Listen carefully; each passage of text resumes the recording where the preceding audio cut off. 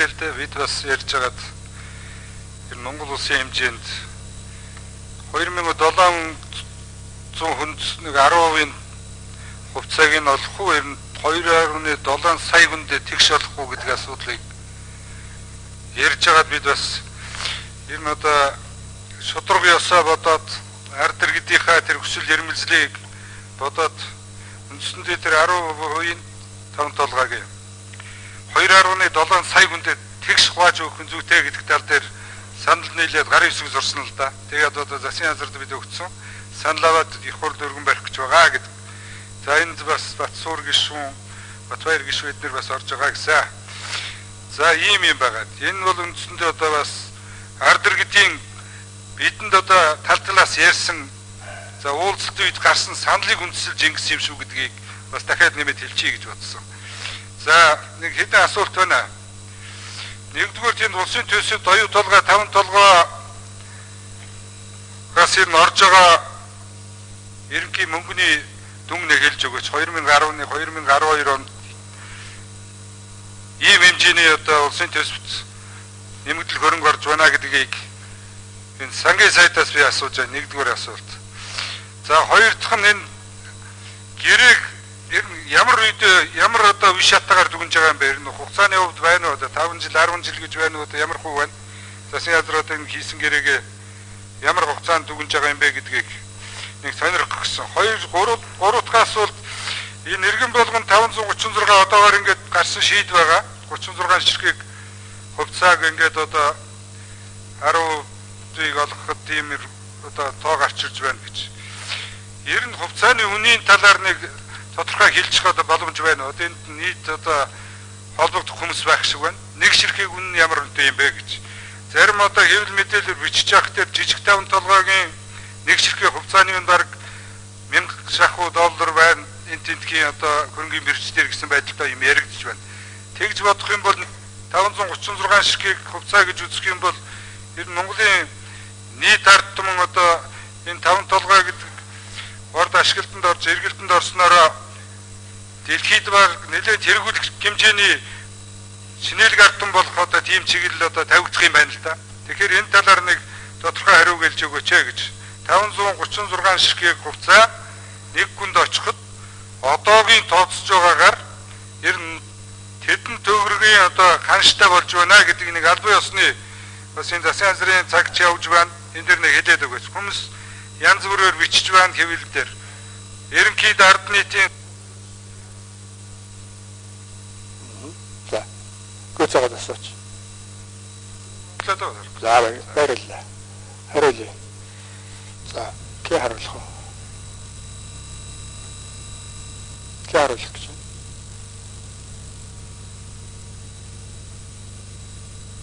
Баруун цогцоод.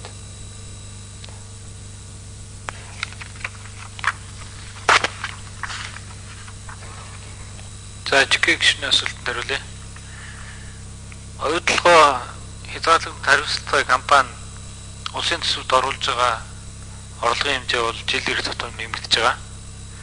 Энэ жилийн хувьд бол за 2003 оноос үйл ажиллагаа явуулсан. Тэгээд 2003 оноос эхлээд татвар болон гайлын татварт бол нийт дүнгээрээ 2003 он 660 сая төгрөг өгчээсэн бол одоо энэ 2011 онд 46 тэрбум 736 сая 941 мянган төгрөг өгөхөр байгаа.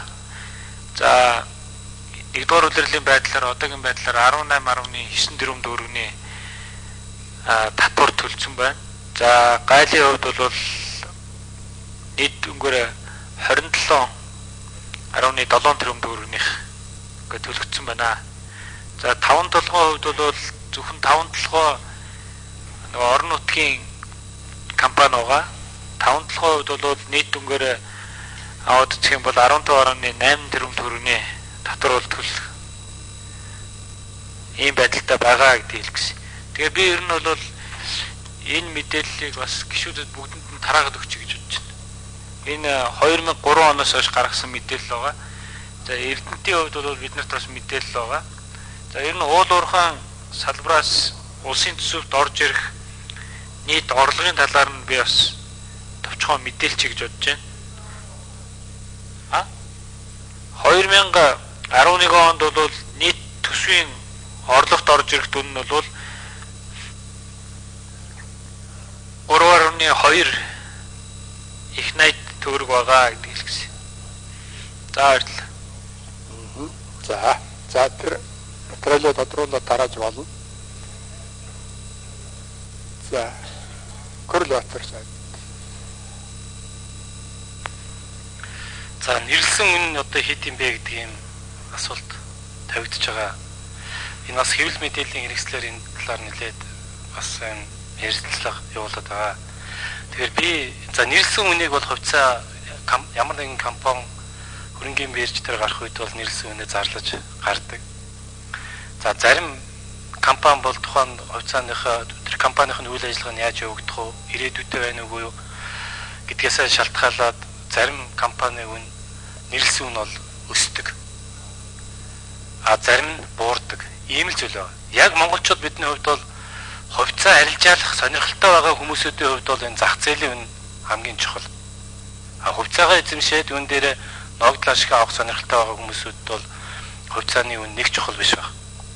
Гэхдээ тийм учраас бидний хувьд бол энэ 5 толгойг яг зах зээл дээр энэ бүрэн хэмжээгээр байгуулагдаад явах үед зах зээл дээр үйл ажиллагаагаа явуулаад ихсний дараагаар зах зээлийн үн бол өндөр тогтно гэж үзэж байна.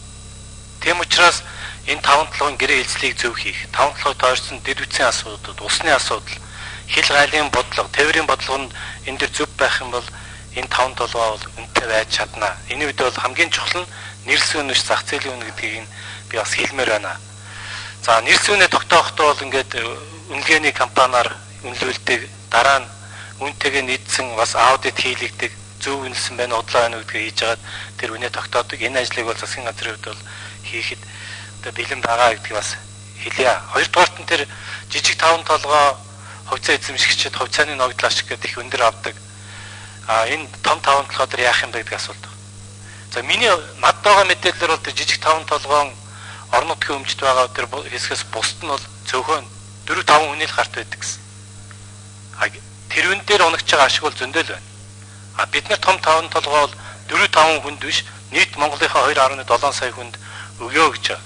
Тэгэхээр 1 ашигыг бол 5 хүн хуваах 2.7 сая хүнд бол хуваах бол ялгаатай. Тэгэхээр энэ төрийн бодлого бол нийт ард иргэдийг харсан ийм шийдвэр гарсан байгаа гэдгийг хэлмээр байна. За баярлалаа. Юу л шоу асуух гэдэг чихэг шим харуулж байгаа юм шүү.